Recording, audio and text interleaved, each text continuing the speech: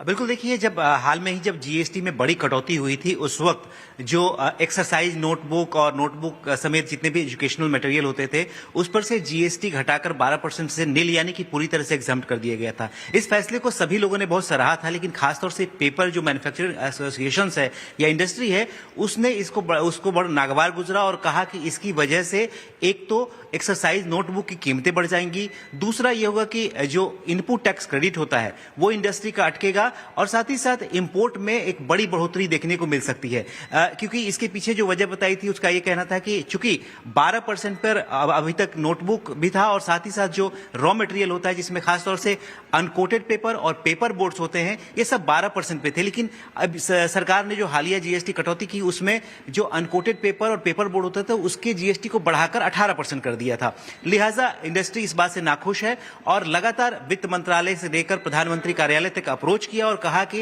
Industry काफी परेशान है, मेक इन इंडिया को धक्का लग सकता है और इस पर इसको जो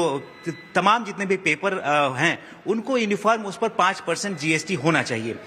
इस मुद्दे पर वित्त मंत्रालय समेत कई राउंड की बैठक हुई है, फिटमेंट कमेटी से लेकर टॉप लेवल पर इस पर चर्चा हुई और इस नतीजे पर सरकार पहुंची है। जो हमें सोर्सेज बता रहे हैं कि इस पर फिलहाल कोई कंसिडरेशन नहीं होगा। सरकार की तरफ से कहा गया है कि पेपर इंडस्ट्री को कि इससे इनपुट टैक्स अटकने का कोई खतरा नहीं है, क्योंकि जो भी रॉ मटेरियल सप्लायर्स हैं वो ट्रेसेबल हैं, उनका मैकेनिज्म पारदर्शी है, लिहाजा इनपुट टैक्स क्रेडिट नहीं अटकेगा और साथ ही साथ इंडस्ट्री को अभी ऑटोमेटिक रिफंड की भी व्यवस्था कर दी गई है, लिहाजा इनपुट टैक्स अटकने का कोई खतरा नहीं है। रही बात एक्सरसाइज नोटबुक के दाम बढ़ने की भी ऐसी कोई आशंका नहीं है और साथ ही साथ इंपोर्ट पर लगातार सरकार नजर बनाए हुए है, लिहाजा इंडस्ट्री को इससे परेशान होने की जरूरत नहीं है। तो कुल मिलाकर जो पेपर इंडस्ट्री की जो डिमांड थी उस पर एक तरह से वित्त मंत्रालय सहमत नहीं है और जो इनकी डिमांड थी फिलहाल पूरी होती हुई नजर नहीं आ रही है।